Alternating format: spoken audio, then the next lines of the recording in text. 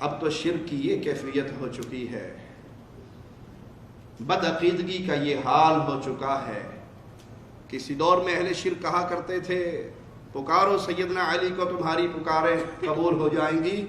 اب قبر پرست مولویوں نے دل کے رازوں پر بھی اپنے پیروں فقیروں کا کنٹرول کر دیا ہے۔ انڈیا حیدرآباد کے ایک مولوی صاحب ہیں نقشبندی صاحب، وہ ایک پیر جیلانی کے مرید کا قصہ بیان کرتے ہیں کہ وہ مرید صاحب 70,000 کے مجمع کے اندر بیٹھے پیر جی کا درس سن رہے تھے۔ درس سنتے سنتے پیٹ میں گڑبڑ ہوئی، مروڑ اٹھا، ادھر دیکھا تو 40,000، ادھر دیکھا تو 20,000، آگے پیچھے انسانوں کا سمندر ہے، اور یہ درمیان مسجد میں بیٹھا پیر جیلانی کا درس سن رہا ہے۔ پریشان ہو گیا، کپڑے خراب ہو گئے تو مسجد بھی خراب ہوگی، کیا کروں گا، بول بھی نہیں سکتا، شاہ صاحب درس دے رہے ہیں، کس کو کیا کہوں۔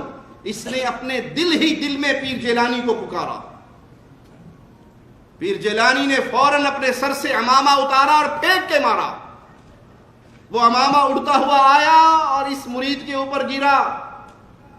جو ہی پیر جیلانی کا عمامہ گرا، اس نے آنکھیں کھولی تو جنگل میں بیٹھا تھا۔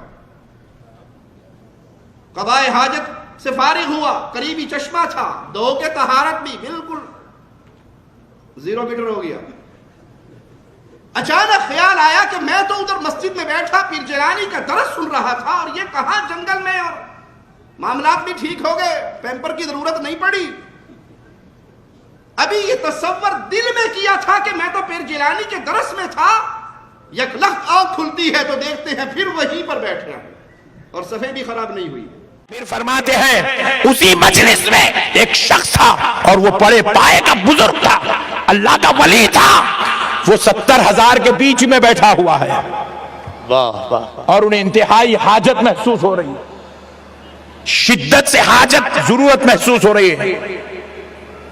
وہ ٹوائلٹ جانا چاہتے تھے، اجابت خانہ بیت الخلا جانا چاہتے تھے۔ انہوں نے اپنی اجابت کو کنٹرول کرنا چاہا، جتنی دیر کنٹرول کر سکتے تھے کرے، لیکن اجابت اب اپنی انتہا کو پہنچی، شدت انتہا کو پہنچی، تو بڑے بے چین ہو گئے، کیونکہ اب 25-50 آدمی ہو تو ایسا ہٹا کے نکل جائیں گے، ادھر پلٹے تو 20,000، ادھر پلٹے تو 40,000، پیچھے دیکھے تو 50,000، کہاں سے جائیں گے، بیچ میں بیٹھے ہوئے، ضرورت آ رہی ہے، بے چین و بے قرار ہو گئے۔ اسی بے قراری کے عالم میں غوث پاک سرکار کی طرف متوجہ ہوتے ہیں، سرکار اب میں کیا کروں، دوران بیان غوث پاک سے عرض کرتے ہیں اب میں کیا کروں، ضرورت محسوس ہو رہی ہے، اور انتہا شدت کے ساتھ۔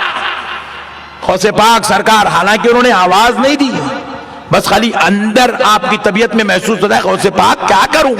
غوث پاک سرکار ایسے بازو سے اپنا رومال اٹھاتے ہیں اور ان کی طرف پھینک دیتے ہیں، جیسے ہی پھینکے وہ رومال اڑتا ہوا ان کے اوپر جا کر گرتا ہے، اس بزرگ پر جن کو حاجت محسوس ہو رہی ہے۔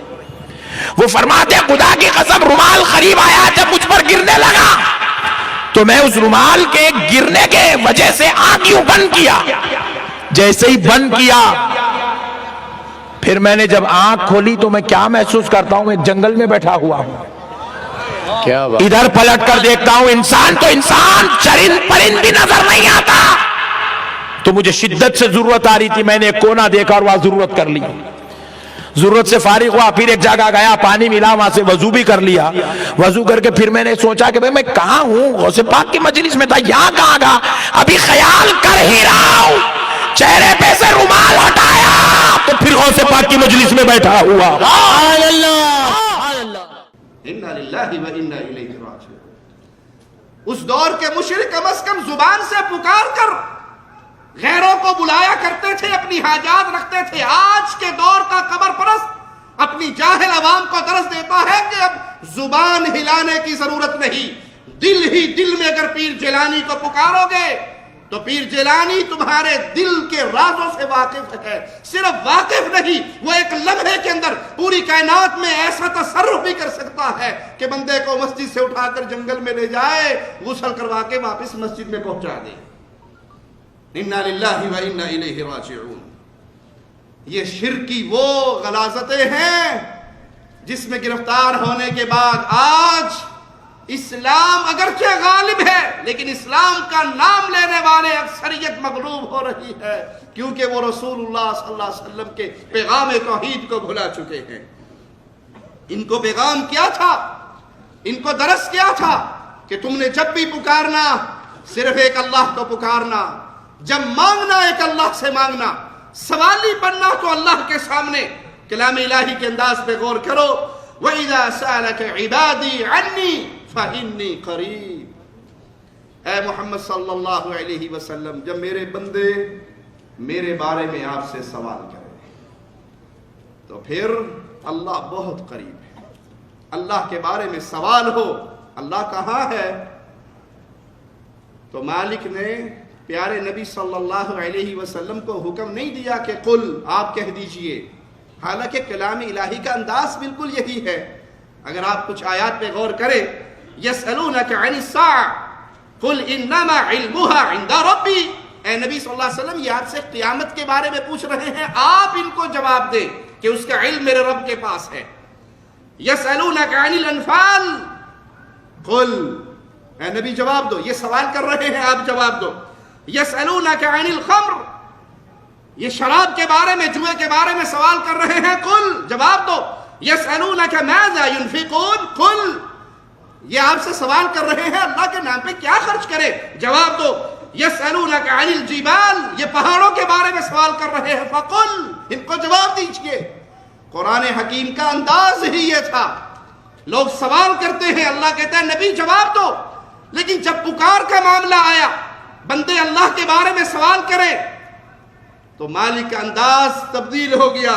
وَإِذَا سَأَلَكَ عِبَادِي عَنِّي، میرے بندے میرے بارے میں سوال کریں تو قل کے وسیلے کو بھی ہٹا کر مالک نے خود جواب دیا، فَإِنِّي قَرِيب، میں بندو تمہارے بہت قریب ہوں، شاہ رگ سے بھی زیادہ میرے رب کی رحمت تمہارے قریب ہے۔ تنہائی میں پکارو، آہستہ سے پکارو، دل میں پکارو، زبان پہ نہ لے کر آؤ، دل ہی دل کی دنیا میں اپنے رب کے سامنے اپنی پریشانی اور غم کو رکھو، وہ رب تمہاری بات سننے پر قادر ہے، تمہیں عطا کرنے پر قادر ہے۔